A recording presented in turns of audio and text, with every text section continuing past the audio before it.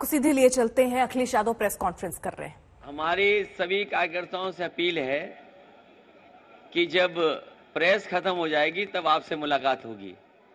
अभी हमें अपने प्रेस के साथियों से मिलने दीजिए। मैं सभी प्रेस के साथियों का बहुत बहुत धन्यवाद देना चाहता हूं। ये प्रेस पहले से ही तय थी और इसलिए आप लोगों से मैं बातचीत करना चाहता था कि इधर लगातार पिछले कई दिनों से और पिछले महीने से ये सूचनाएं आ रही थी कि समाजवादियों के ऊपर छापे पड़ेंगे। कई बार अखबारों में भी छोटी छोटी बड़ी बड़ी खबरें पढ़ने को मिलती थी कि समाजवादी लोगों के यहां छापे पड़ेंगे, और इधर 2 हफ्ते से लगातार देख रहे हैं कि समाजवादी पार्टी से जुड़े हुए लोगों के ऊपर छापे पड़ रहे हैं। और दिल्ली से जब भी भारतीय जनता पार्टी का लखनऊ में, यूपी में कार्यक्रम होता है, लगता यह है कि साथ अपने इन विभागों को भी बुलाते हैं, साथ ला करके या निर्देश दे करके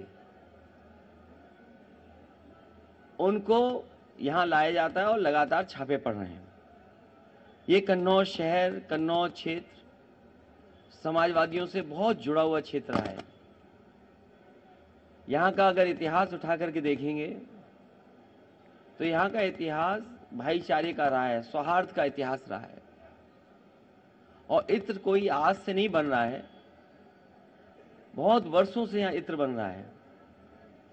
इत्र के कारोबार से न केवल व्यापारी जुड़े हैं जो व्यापार करते हैं, यहां के बड़े पैमाने पर किसान भी जुड़े हैं। किसान के जुड़े होने से और कारोबार से व्यापारियों का, और व्यापार से न केवल कन्नौज उत्तर प्रदेश बल्कि देश के अन्य कारोबार भी इस कारोबार से जुड़े हुए हैं। कन्नौज की एक अपनी पहचान इत्र की रही है।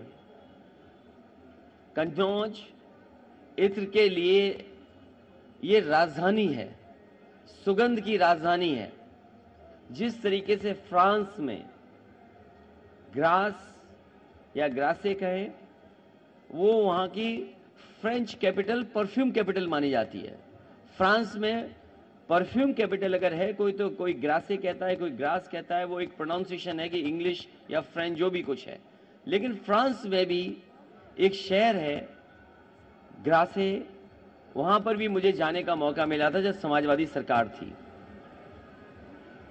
ये कारोबार बहुत बड़ा कारोबार है, बड़े लोगों को नौकरी, बड़े लोगों को रोजगार देता है। उसके बाद यहां पर एक परफ्यूमरी पार्क लाया गया था। समाजवादी सरकार में उसके लिए बजट दिया गया था, जमीन दे दी गई थी और कोशिश थी कि वो परफ्यूमरी पार्क यहां बन जाए।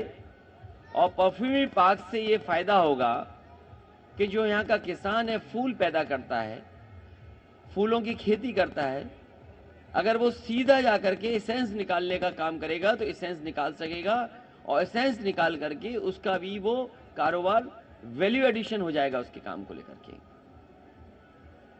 पूरा का पूरा आर्किटेक्ट, जमीन, बजट सब कुछ चिन्हित हो गया था। लेकिन भारतीय जनता पार्टी की सरकार के आते ही वो परफ्यूमरी पार्क, वो परफ्यूम का म्यूजियम वैसा ही का वैसा पड़ा है। सुना ये कि चुनाव से पहले भारतीय जनता पार्टी ने उसको कैबिनेट से पास कर करके कोशिश की है कि दोबारा उस योजना को शुरू किया जाए। भारतीय जनता पार्टी ने केवल कन्नौज का एक काम नहीं रोका है। यहां जितने भी समाजवादी सरकार में काम हो रहे थे वो सब काम रोक दिए। यहां पर पहला उत्तर प्रदेश का सरकार का, अपनी सरकार की पराग का काऊ मिल्क प्लांट लगा था। और काऊ मिल्क प्लांट इसलिए लगाया था कि आसपास यहां के किसानों से दूध खरीदा जाएगा और दूध के जो प्रोडक्ट्स बनेंगे, जो मिल्क प्रोडक्ट्स होंगे, वो काऊ मिल्क प्लांट के से काऊ के ही दूध के प्रोडक्ट्स होंगे, क्योंकि इधर गाय को लेकर के और गाय के दूध के लेकर के लोग जागरूक भी हैं, और केवल आज से जागरूक नहीं है। यहां जितने भी गरीब लोग बैठे हैं, किसान बैठे हैं, गांव के लोग बैठे हैं, वो जानते हैं कि अगर दिमाग को और अपने आप को स्वस्थ रखना है, शरीर स्वस्थ रखना है, तो गाय का दूध ज्यादा पीजिए। ये भारतीय जनता पार्टी वालों ने काऊ मिल्क प्लांट के वे सत्यानाश कर दिया है।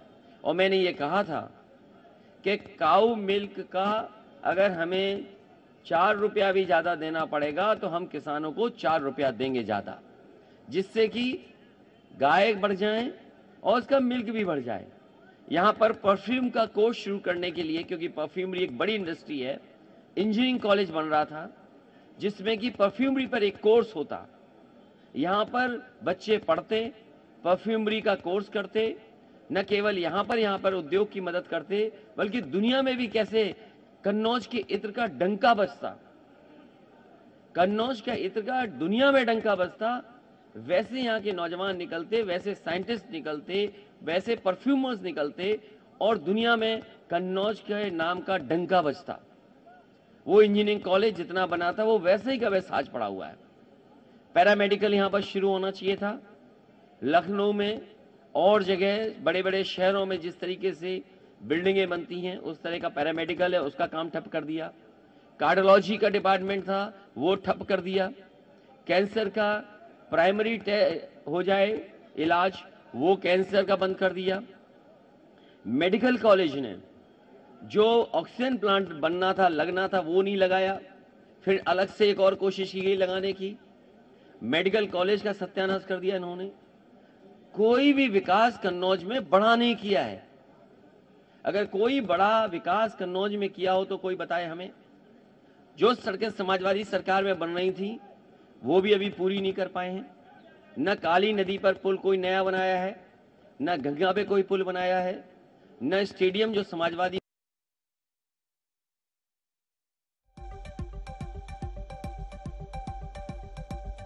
को आप सुन रहे हैं, प्रेस कॉन्फ्रेंस कर रहे हैं और ये बता रहे हैं कि कन्नौज कितना विकसित हो सकता था, लेकिन अभी तक उस विकास की दिशा में सरकार काम नहीं कर रही। क्राइम हो जाए उसकी मदद के लिए उसमें रिसर्च हो सके और सही जगह पर और सही लोगों को सजा मिल सके। फॉरेंसिक लैब में पुलिस को मदद मिलती, वो फॉरेंसिक लैब भी वैसी पड़ी हुई है। इसके किनारे मंडियां बननी थी, वो मंडियां भी ऐसी पड़ी हुई हैं। अब थोड़ी बहुत सफेद पुताई कर दी है, चुनाव आ गया इसलिए। यहां पर हमारे सपेरों के लिए एक स्नेक चामस विलेज बनना था। जितना समाजवादियों ने काम किया, जैसी सरकार गई काम रुक गया। मैं इन बातों को इसलिए बता रहा हूं, पहले दिन से यहां के लोगों ने देखा है कन्नौज के साथ किस तरीके से व्यवहार हुआ है। कन्नौज के साथ पॉलिटिकली जो व्यवहार हुआ वो मैंने आपके सामने रखा, और साथ ही साथ ये भारतीय जनता पार्टी के लोग नफरत की दुर्गंध फैलाने वाले ये सौहार्द की सुगंध को कैसे पसंद करेंगे। कभी सोचिए आप, जो नफरत की दुर्गंध फैलाने वाले भारतीय जनता पार्टी के लोग हैं, जो नफरत की दुर्गंध फैलाते हों, वो सौहार्द की सुगंध कैसे पसंद कर सकते हैं। इसलिए जानबूझ करके समाजवादी पार्टी को, तो एक जगह जहां समाजवादी पार्टी को तो करना ही चाहते हैं ये बदनाम, लेकिन दुख इस बात का है कि लखनऊ से लेकर के दिल्ली वाले तक इस कन्नौज, जिसका इतिहास, जिसकी सुगंध, जिसका इत्र, जिसकी पहचान दुनिया में है, उसको बदनाम करने में लगे हुए हैं। और पहले दिन से कह रहे हैं, जिस जगह पहले छापा मारा इन्होंने, उससे समाजवादी पार्टी का कोई रिश्ता नहीं है। समाजवादी पार्टी का उससे कोई संबंध नहीं जिस पर पहले छापा पड़ा है। जिस पर छापा पड़ा पहली बार, वो भारतीय जनता पार्टी और भारतीय जनता पार्टी के लोगों का संबंध है। भारतीय जनता पार्टी बताए कि इतने बड़े पैमाने पर रुपया कैसे निकला। जिस भारतीय जनता पार्टी ने बताया कि नोटबंदी के बाद काला धन नहीं आएगा, नोटबंदी के बाद इस तरह का पैसा इकट्ठा कोई नहीं कर पाएगा, और यह भी दावा किया जिस समय जीएसटी लागू हो रहा था कि जीएसटी लागू हो जाने से व्यापार अच्छा होगा, सरलीकरण होगा और इससे व्यापार अच्छा हो सकेगा। तो इनकी जो बड़ी बड़ी योजनाएं वो फेल हो गई और जो डिजिटल इंडिया का सपना था वो फेल हो गया। ढूंढने गए थे समाजवादी इत्र बनाने वाले पुष्पराज जैन को, ढूंढ निकाला उन्होंने अपने ही सहयोगी साथी समर्थक पीयूष जैन को, और अब अपनी खीज मिटाने के लिए जो उनसे गलती हुई उस गलती को समेटने के लिए अब छापा मारा है पुष्पराज जैन, जिन्होंने समाजवादी इत्र बनाया है, और इनके साथ साथ कई और भी लपेटे में आ गए हैं।